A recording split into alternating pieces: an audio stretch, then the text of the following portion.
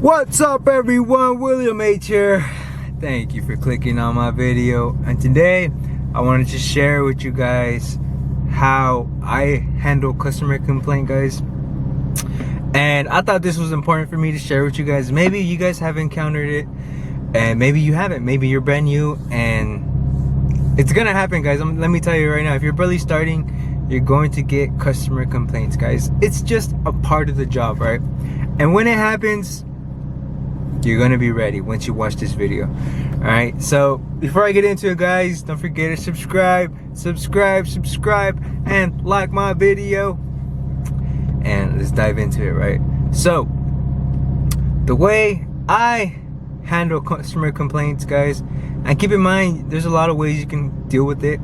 This is how I deal with it, and hopefully it gives you value, right? Hopefully you can take something out of this video and implement this on your life. So before I begin, guys, I want to start off by sharing with you guys one of my first customer complaints, guys. And keep in mind, this is the only time that this happened to me, right? This guy lashed out on me, started calling me names.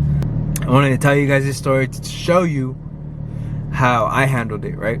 So there I was, brand new to the game of delivering packages, and it was a big day, guys. I'm not gonna lie. I had like 180 stops in the city of Visalia. It's like 40 minutes south of the station where I'm at in Fresno, and it was all residential, right? It was easy. I banged those out. It took me like, I think I was there at Visalia like at 12, and then I finished like around 7:30, right? And I had one of those packages that was a missort, and I had to pick it up, right? Because it was in the same city. It was just like 10 minutes away from where I was at, right? And so I picked it up, and it was 10 minutes. I was on my way over there, and keep in mind, this was my last stop of the day, right? And when I came upon a red light, guys, I started to see like there was a whole paragraph of instructions that I had to do, and I was like, what the heck? So I didn't have time to read it because I was on the road, you know. And when I got to the place, I was there for like 2 minutes reading the whole paragraph that this guy had told me to do. And guys, it was a big old paragraph, guys, one of the biggest instructions that I ever seen. It was talking about how you got to go to the garage, and the key to the garage is under some mat, and then go in there, get a lockbox, and then open the lockbox and get another key from there, come outside and go to the RV, open the key that you have, open the RV, and then leave the package inside that lockbox, and then give me the code for that. And it was just a big old mess, guys. I was like, man, this is my last stop. I'm gonna just leave it at their front doorstep. I was just trying to get in and out, guys, and that's what I did. You know, I went to the front doorsteps. I hid it behind a bush, and I took the picture. And when I was walking away, as I got to my van, guys, all I hear is like, "Hey!" I was like, "What the?" I had my headphones on, right? I listened to podcasts, Audible, and I took it out. I looked back, and it was some Caucasian guy, about 6 feet. You know, his hair was spiked up. He had a white beard, white hair, and he had a shirt off for some reason. And I looked back, guys, and this guy, like, I'm not even playing, guys, his eyes were like wide open. He was looking at me like, "Hey, what are you doing?" And I told him, I was like, "What do you mean? Like, I just delivered your package." I was like, no. I told you specific instructions on where to leave the package. And he had the package in front of him. He's like, "Why are you not following the rules?" And I was like, "What the heck?" I was like, "Sir, like, you have a package in your hand. My job is complete, right? Because you're supposed to give the packages to the customers, right?" And that's exactly what I did, right? Yeah, I didn't follow instructions, but you know what I mean? I'm not gonna do all of that work. And I didn't tell him this, guys, but this is what I was thinking. And he was just going off on me, guys. His eyes were wide open. He was like, "Hey, you mother effer, don't you ever come back here again. I'm gonna get you fired. You FF or whatever." He started calling me names, guys, and I'm not gonna lie, like, it kind of rubbed me the wrong way. And I was like, really? Is this guy serious? Like, what the heck?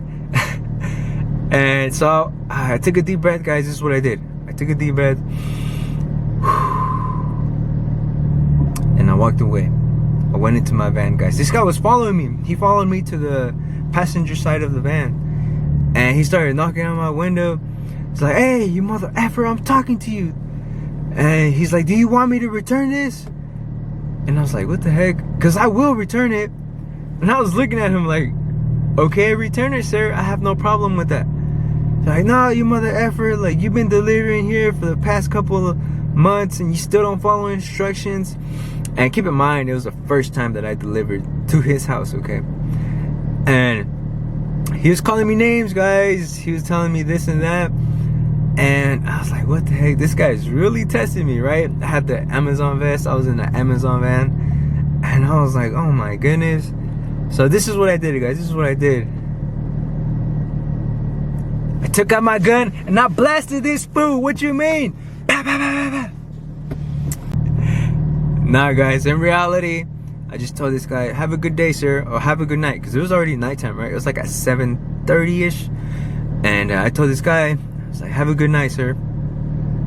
And I put my car in drive, and then I went. And I still seen him talking shit, like, on the rear, what do you call it, the camera, where you can see the back of the van. I still seen him, he's like, his hands were all up and stuff.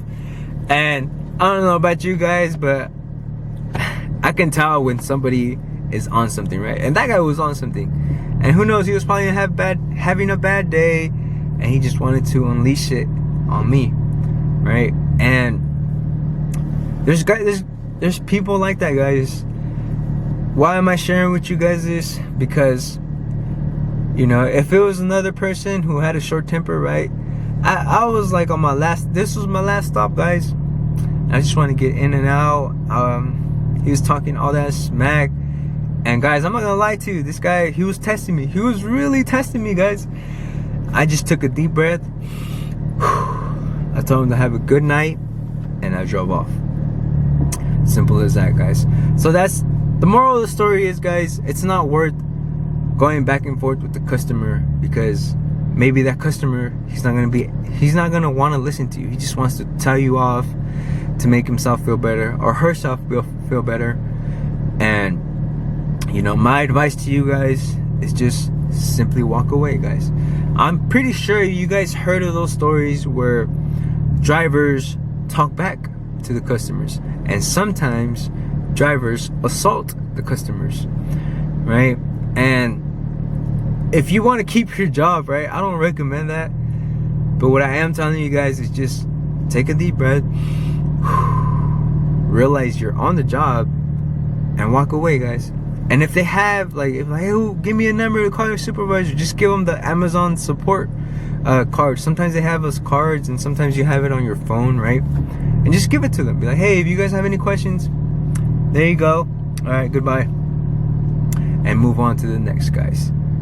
Simple as that, right? And if you're a new driver, guys, you are gonna come upon this. It's just part of the job, right?